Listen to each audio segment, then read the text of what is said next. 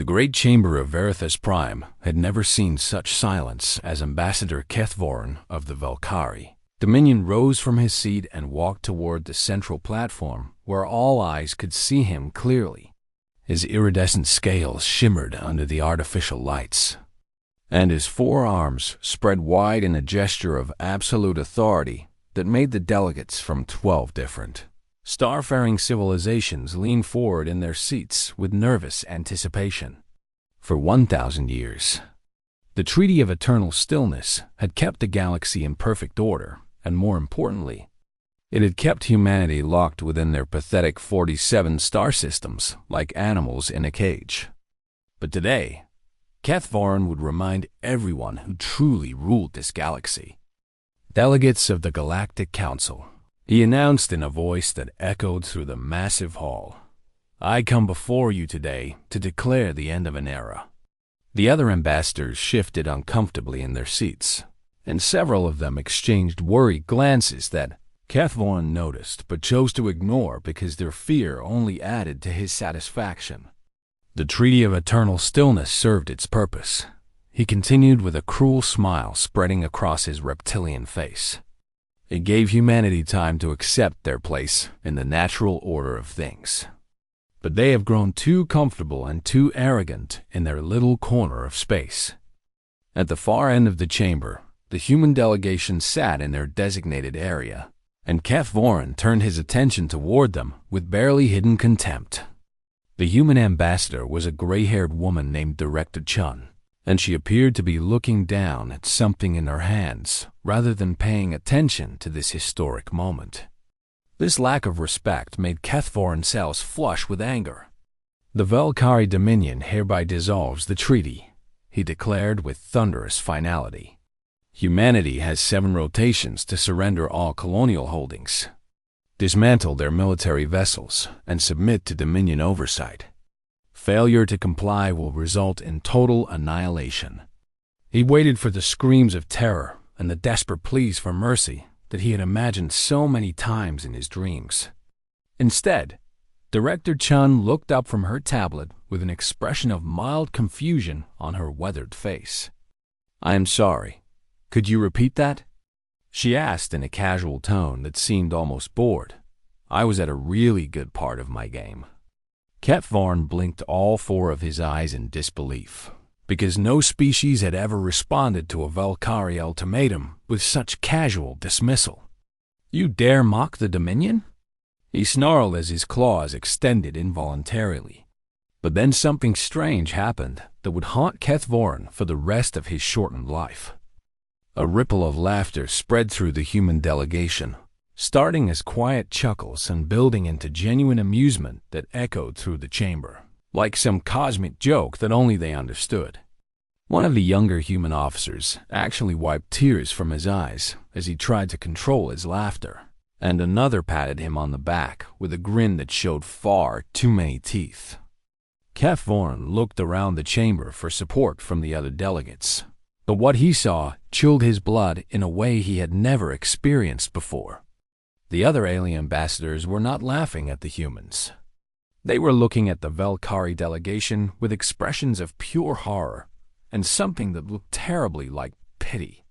The ancient Thyran ambassador, a being so old that legends said he had witnessed the birth of the first interstellar civilization, slowly shook his massive head and let out a long sigh that seemed to carry the weight of centuries.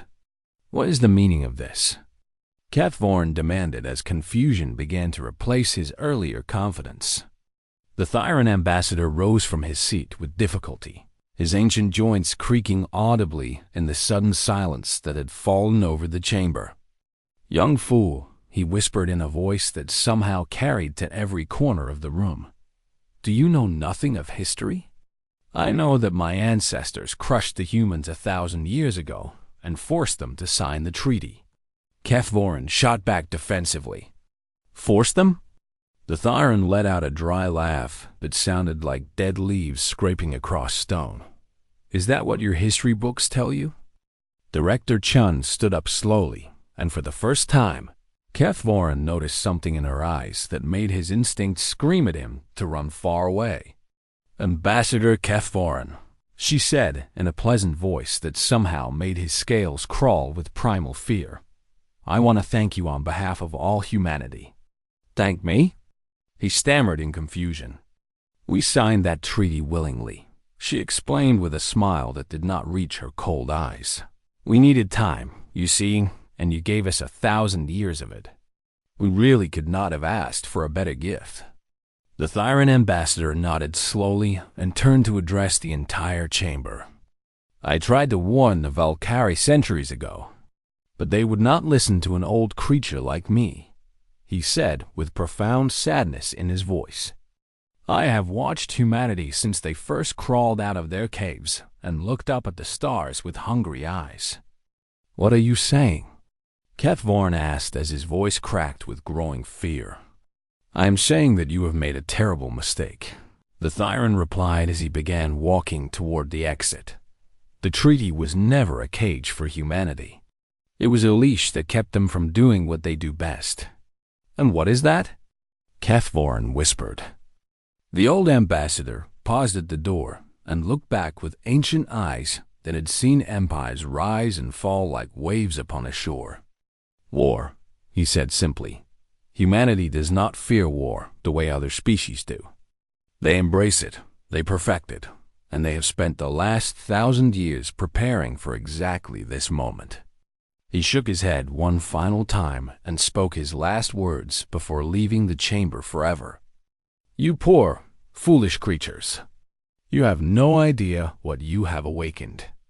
As the door closed behind him, Director Chun returned to her seat and picked up her tablet once again.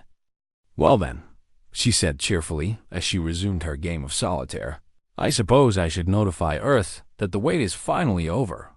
They are going to be so excited. And across the chamber, the other ambassadors began quietly gathering their belongings because they knew that a storm was coming, and none of them wanted to be caught in its path when it finally arrived.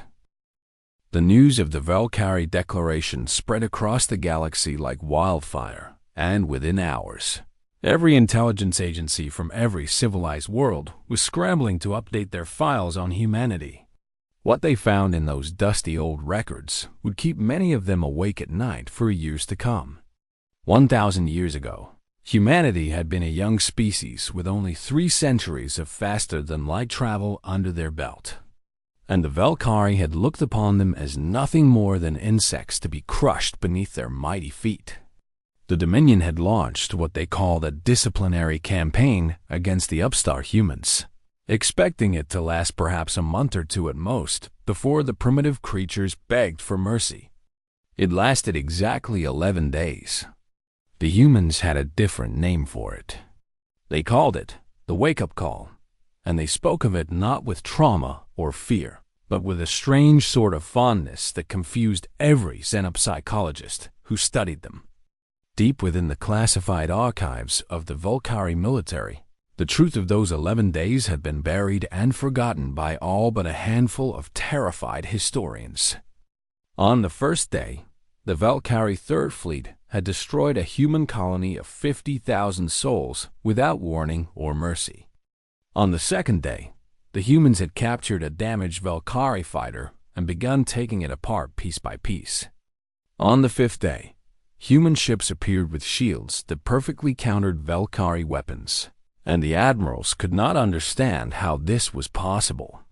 On the 8th day, the Valkyrie flagship, Eternal Dominance, vanished from existence in the middle of a battle. No explosion, no debris, no warning. One moment it was there, and the next moment it simply was not. The truth, which had been classified at the highest levels, was that the humans had developed a weapon that could teleport objects across light years of space instantaneously.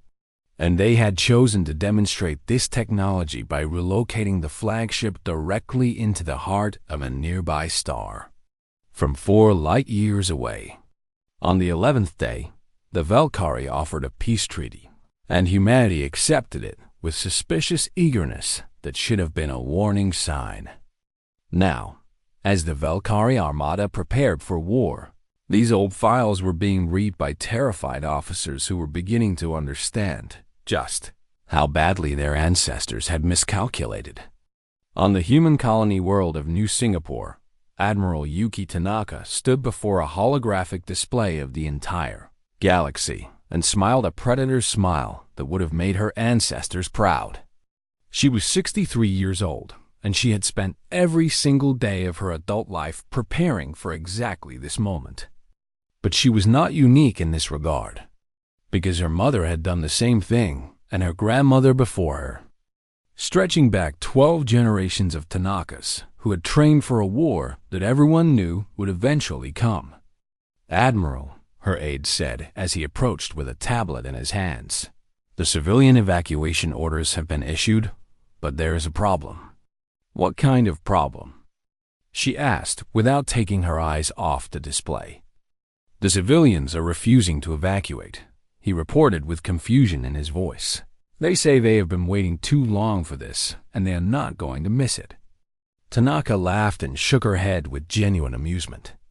"Tell them to at least move to the shelters when the fighting starts," she ordered. "I do not want to explain to their families why Grandma got vaporized because she wanted to watch the fireworks." Across human space, similar scenes played out as the news spread.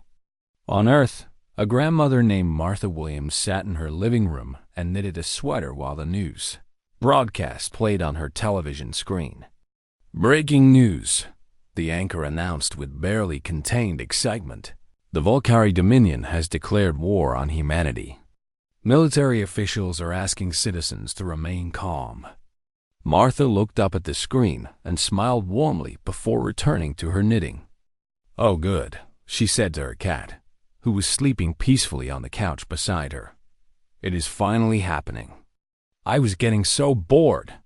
Her grandson, a young man of 25 who had been visiting for the weekend, stared at her with his mouth hanging open.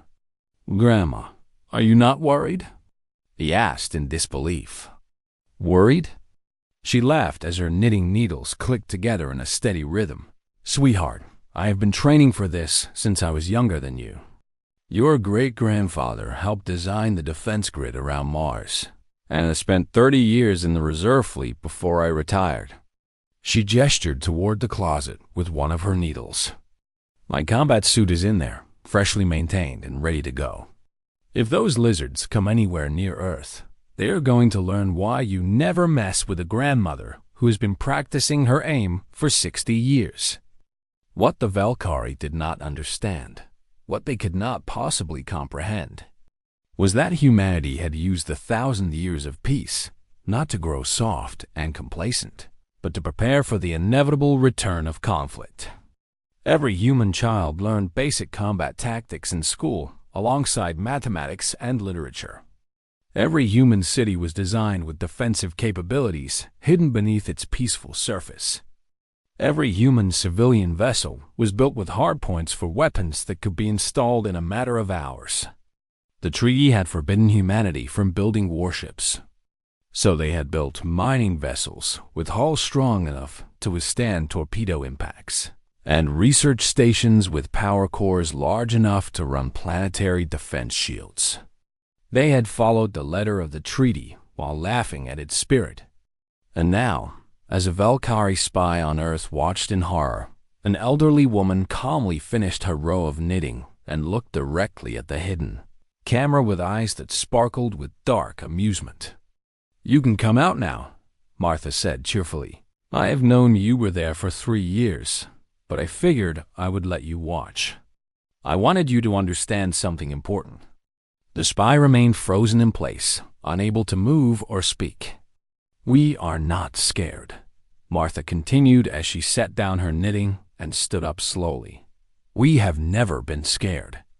We've been patient, and there is a very big difference." She walked to the window and looked out at the peaceful neighborhood where children played in yards and neighbors waved to each other across white picket fences.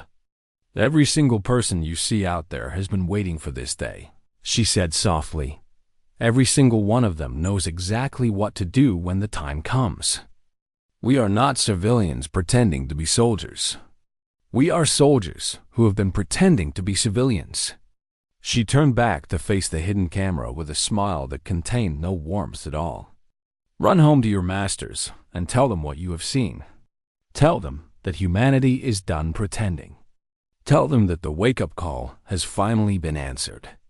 The spy fled that night, and his report would cause 3 Valkyrie admirals to resign their commissions in terror. But by then, it was far too late to stop what was coming.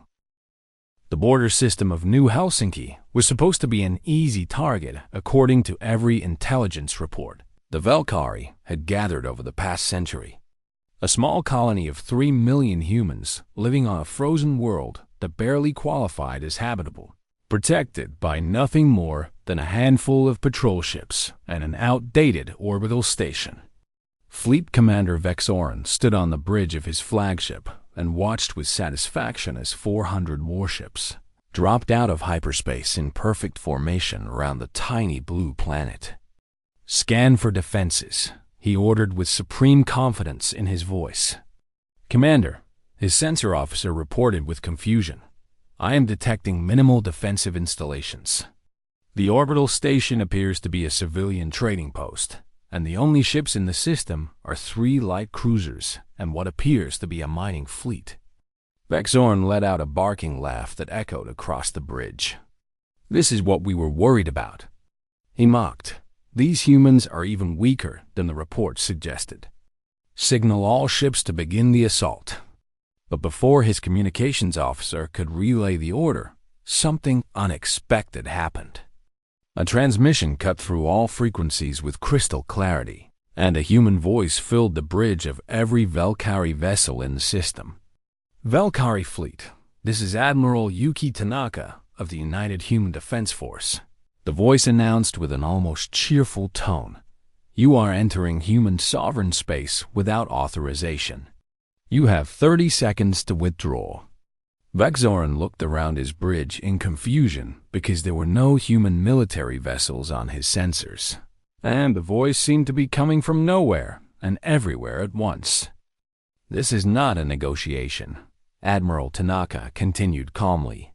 "This is a courtesy. 25 seconds remaining. Where is that transmission coming from?" Vexoran demanded as his earlier confidence began to crack. "I cannot locate the source, Commander," his officer stammered. "It seems to be originating from multiple points simultaneously." "Ignore it," Vexoran growled as he tried to steady his nerves. "All ships, open fire on the colony. Show these humans what happens when they threaten the Dominion." 15 seconds, Admiral Tanaka announced, and there was something in her voice now that sounded almost like pity. The Valkyrie fleet opened fire, and thousands of plasma bolts streaked toward the planet below. None of them reached their targets. A shimmering barrier of golden light appeared around New Helsinki, absorbing every single shot without so much as a flicker. The planetary shield that intelligence had insisted did not exist held firm against the combined firepower of 400 warships. 10 seconds, Tanaka counted down. "I really do recommend leaving. This is your final warning." "Impossible!"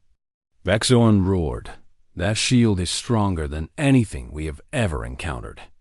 "Where did it come from?" 5 seconds. And then the countdown reached 0, and the universe changed forever. The civilian trading station began to unfold like a flower made of metal and death, revealing weapon systems that made Valkyrie targeting computers emit sounds that could only be described as electronic screaming. The mining fleet transformed in seconds, their bulky exteriors falling away to expose sleek warships, bristling with weapons that did not match any known human designs.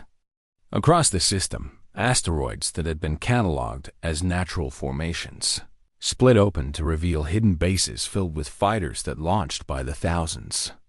A tourist liner that had been drifting near the edge of the system extended massive flight decks from its hull and began deploying bombers in waves that darkened the stars. "What is happening?" Vexoran whispered as his tactical display filled with so many hostile contacts that it became completely unreadable. "Welcome to New Helsinki," Admiral Tanaka announced as her face appeared on every screen in the Valkyrie fleet. "I apologize for the deception, but we wanted to make sure you all arrived before we revealed our little surprise." She was a small woman with gray streaks in her black hair and a smile that contained absolutely no warmth. "You see, we have been preparing for this visit for a very long time," she continued as human ships began moving into attack formation around the trapped Valkyrie fleet. Every asteroid, every station, every civilian vessel in the system was designed to do exactly what you are seeing right now. "We call it Project Grandmother," she added with dark amusement, "named after all the lovely old ladies who helped design it. They wanted me to tell you that they say hello." Vexorn tried to order a retreat, but his words caught in his throat as he watched human weapons charge to full power. "One more thing," Tanaka said as she leaned forward. "My soldiers are not conscripts fighting because they have to. They are volunteers who have been waiting their entire lives for this moment. There is a waiting list to serve in the Defense Force, Commander. We actually had to turn people away." She paused and let that information sink in before delivering her final message. "You wanted a war with humanity. Congratulations, you got one. Now let me show you why that was the worst decision your species has ever made." The battle lasted exactly 4 minutes. Human weapons tore through Valkyrie shields like they were made of paper, and every shot found its target with impossible accuracy. Ships that had been the pride of the Dominion fleet exploded in cascading fireballs that lit up the darkness of space. Escape pods were captured rather than destroyed because the humans wanted survivors. They wanted witnesses who could tell the story of what happened here. When the silence finally fell, 17 Valkyrie ships remained out of 400. They had been deliberately spared so they could carry a message home. "Go," Admiral Tanaka ordered as she appeared on their screens one final time. "Tell your masters what you saw today. Tell them that New Helsinki was not even a major military installation. Tell them that if this is what we do to protect a minor colony, they should think very carefully about what we have waiting for them at Earth." The survivors fled into hyperspace with their sensors still filled with the ghosts of their fallen comrades. As they disappeared, a young human Marine removed his helmet and turned to his commanding officer with a grin that stretched from ear to ear. "Sir," he asked excitedly, "do you think they will send more?" "Oh, I certainly hope so," the officer replied with matching enthusiasm. "This was fun, but I barely got to fire my rifle. I hope the next batch puts up more of a fight." A captured Valkyrie officer who was being led away in restraints overheard this exchange and felt his legs go weak beneath him. "Why are you smiling?" he managed to ask through trembling lips. The Marine looked at him with genuine confusion, as if the answer was obvious to everyone. "Because we have been waiting 1,000 years for this," he explained simply. "Do you have any idea how boring peace is?" The prisoner had no response to that because nothing in his training had prepared him for an enemy who viewed war not as a tragedy to be endured, but as entertainment to be enjoyed. And somewhere in the depths of space, Admiral Tanaka reviewed the battle data with satisfaction and began planning her next move. The Valkyrie had no idea what was coming, and that was exactly how she wanted it. 3 months into the war, panic had spread through the Valkyrie Dominion like a plague that infected every level of their civilization. The reports that flooded into high command painted a picture so terrifying that several admirals had simply refused to believe them, choosing instead to accuse their officers of cowardice and exaggeration. But the evidence was impossible to deny. Every engagement followed the same horrifying pattern.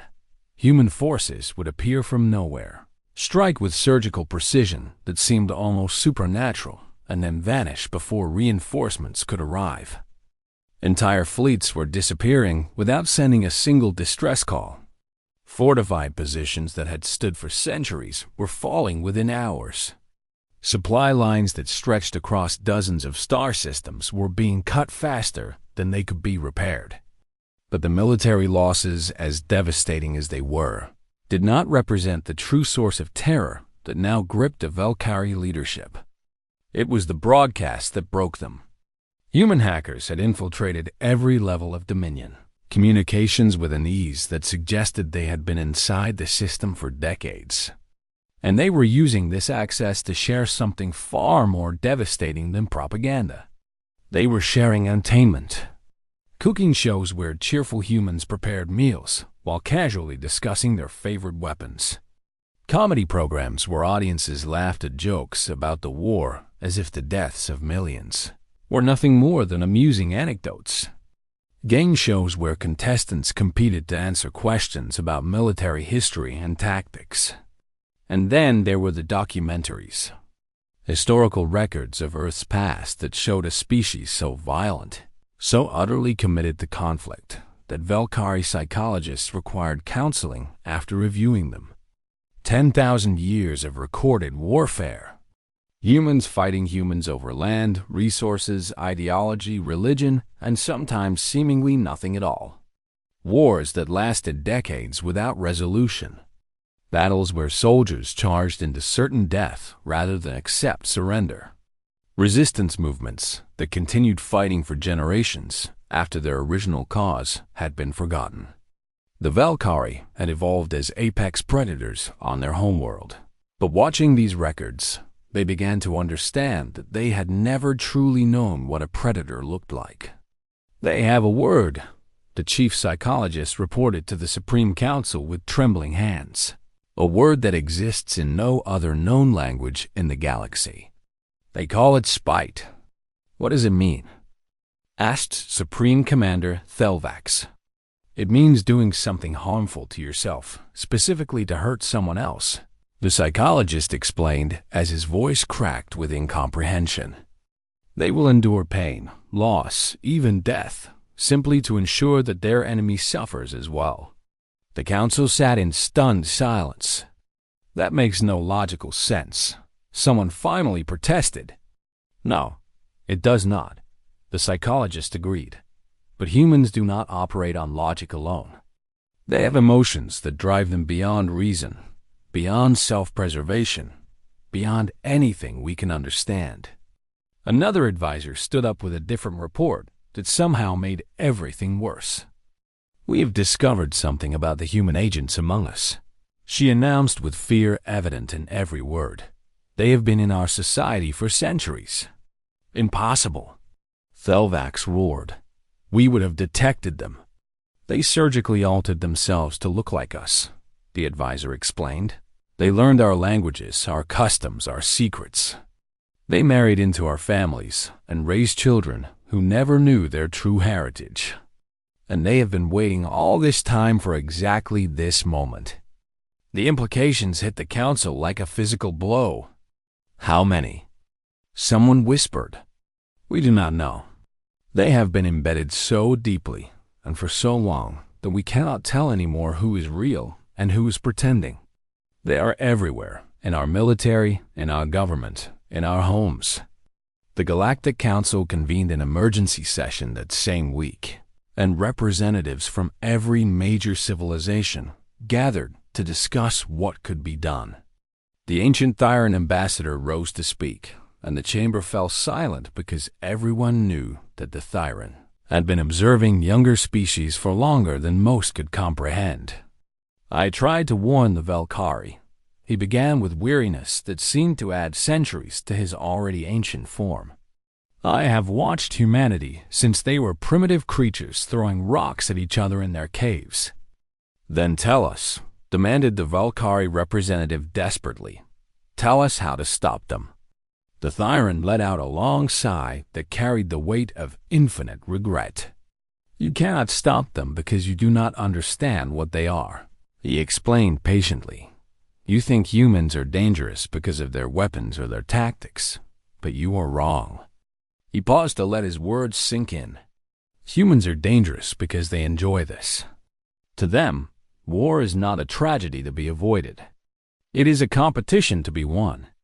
They hate losing more than they fear dying, and that makes them the most terrifying species in the known universe. But why did they sign the treaty? The Valkyrie demanded. Why did they accept peace if they love war so much? Because they were bored of easy victories? The Thyran replied with a sad smile. They wanted a challenge, and they knew you would eventually give them one. The chuckle that your ambassador heard at the declaration was not confidence. It was relief. Relief? Yes, relief that the waiting was finally over. Humanity spent 1,000 years preparing for this war, not because they feared you, but because they wanted it to be interesting. You were never their enemy. You were their entertainment. This revelation proved too much for several council members who had to be helped from the chamber. Meanwhile, across the Dominion, the client species who had served the Valkyrie for generations began to hear whispers of something called human rights. The concept was simple but revolutionary. Every being deserved freedom, dignity, and the right to determine their own fate. Human agents spread this idea through encrypted channels and secret meetings, and everywhere it landed, it took root. One by one, the enslaved races began to rise up. Not with weapons but with hope, and the Dominion found itself fighting on two fronts. An external enemy they could not defeat, and an internal rebellion they had never anticipated. A Valkyrie admiral named Prixthos sat alone in his quarters and reviewed the latest casualty reports before making a decision that would have been unthinkable just months ago. He walked to his personal armory, selected his ceremonial blade, and ended his own life rather than face another battle against an enemy he could not understand. His final log entry contained only one sentence. They have a concept called spite voting, and I cannot live in a universe where such madness exists. No one who found him understood what he meant, but they all felt the same creeping terror that had driven him to such an end. The war was only 3 months old, but the Valkyrie Dominion was already dying, and everyone knew it except for the humans, who were just getting started. 6 months after the declaration of war, the human fleet arrived at Dominion Prime, and they did something that no one expected. They stopped. 10,000 warships hung in orbit around the Valkyrie homeworld like a crown of steel and fire, their weapons charged and ready to rain destruction upon the cities below, but they did not attack. They simply waited. Days passed, then weeks, and still the humans made no move. Their ships maintained perfect formation, while the population below watched the skies with terror and confusion.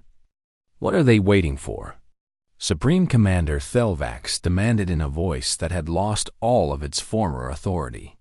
His advisors had no answer because nothing in their understanding of warfare prepared them for an enemy who had already won but refused to claim their victory.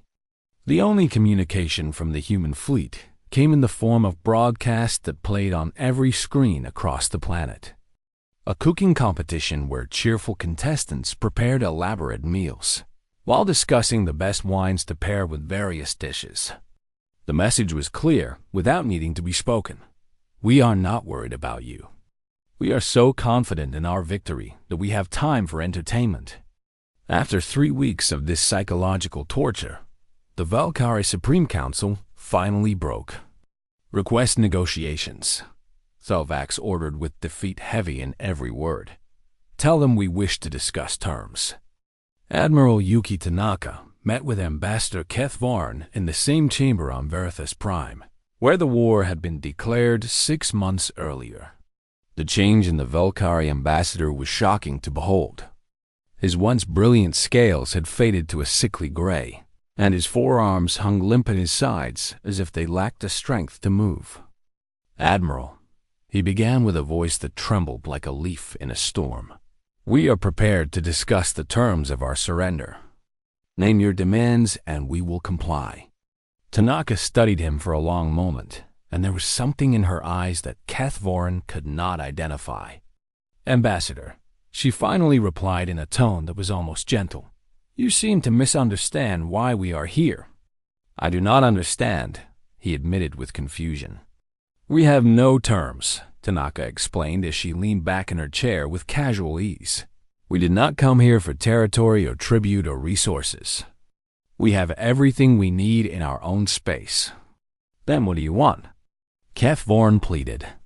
We came here to make a point, she answered simply. The treaty was never a cage that held us prisoner. It was a leash that kept us from doing what we do best.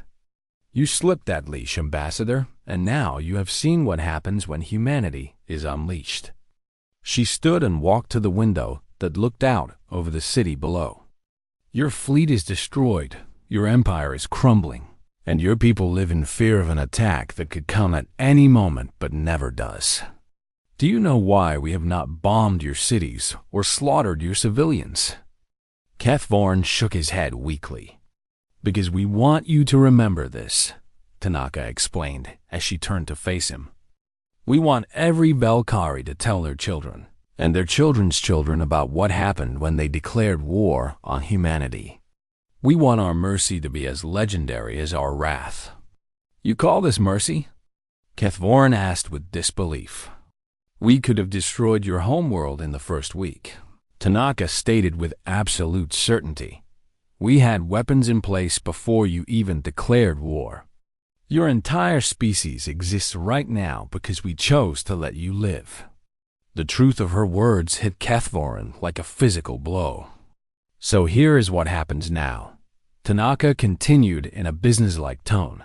You are going to tell the galaxy what you have learned. You are going to admit publicly that humanity was never the weak species you believed us to be. And then you are going to spend the next 1,000 years hoping that we stay entertained enough with other pursuits that we do not decide to finish what you started. That is all? Kethvorn asked with desperate hope. One more thing, Tanaka added with a small smile. The Dominion ends today.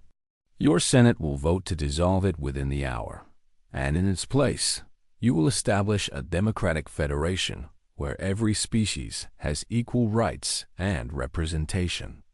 Our Senate would never agree to such a thing. They already have, Tanaka revealed. Your senators have been watching the same broadcasts as everyone else. They understand that cooperation with humanity is the only path to survival. She handed him a datapad containing the new constitution that had been drafted by human advisors in cooperation with the formerly enslaved races of the Dominion. Human observers will be embedded at every level of your new government to ensure that the transition goes smoothly, she explained. Consider them consultants who are invested in your success. Kethvorn looked at the document and knew that he had no choice but to accept. The alternative was too terrible to contemplate. Why? He whispered as one final question burned in his mind. Why did you wait 1,000 years for this? Tanaka smiled, and for the first time, there was genuine warmth in it. Because we wanted to be ready, she answered honestly. 1,000 years ago, we could have won through destruction. Today, we won through preparation. When your descendants look back on this moment, they will not remember humans as destroyers. They will remember us as the species that defeated an empire without killing a single civilian. That is your legacy, she added softly. Not conquest, but liberation. Not hatred, but respect. We could have been monsters, Ambassador. We chose to be better. The war officially ended that day. The Valkyrie Dominion was dissolved by unanimous vote of its Senate, and in its place rose the Galactic Federation of Free Peoples. Human advisors helped establish new governments across 100 worlds, and everywhere they went, they brought the strange concept of rights that belong to every being simply by virtue of existing. Back on Verithus Prime, Director Chun returned to her seat in the council chamber and picked up her tablet to resume her game of solitaire. The ancient Tyrant Ambassador watched her with something that might have been admiration. Was this your plan all along? He asked quietly. Chun looked up with a smile and winked at him before returning to her game. We had many plans, she admitted. This was simply the one we hoped we would get to use. Across the galaxy, the news spread, and species that had feared humanity for centuries allowed themselves to relax. The humans were terrifying, yes, but they were also merciful. They had proven that they could destroy empires, that they had chosen instead to free slaves and build democracies. Perhaps some began to think it was not so bad to have humanity as the dominant power in the galaxy. On Earth, the victory celebration lasted approximately 1 hour before everyone returned to their normal lives. There were jobs to do, families to raise, hobbies to pursue, and a universe full of interesting problems to solve. Martha Williams put away her combat suit and returned to her knitting with a satisfied smile. Admiral Tanaka began planning the next phase of human expansion, not through conquest, but through exploration and trade. And in a small cafe in Tokyo, a young woman sat with her alien boyfriend, a reformed Valkyrie soldier who had discovered that humans were much more than the monsters he had been taught to fear. "What happens now?" he asked nervously as they shared a meal together.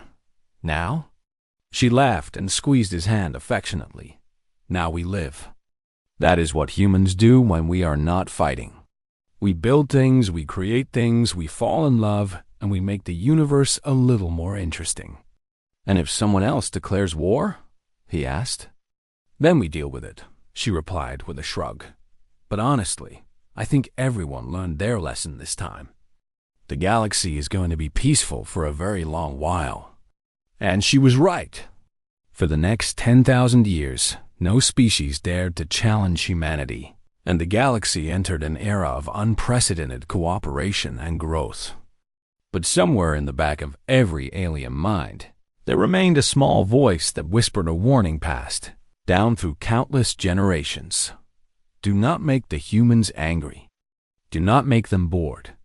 And whatever you do, never, ever make them laugh. Because when humanity chuckles, empires fall.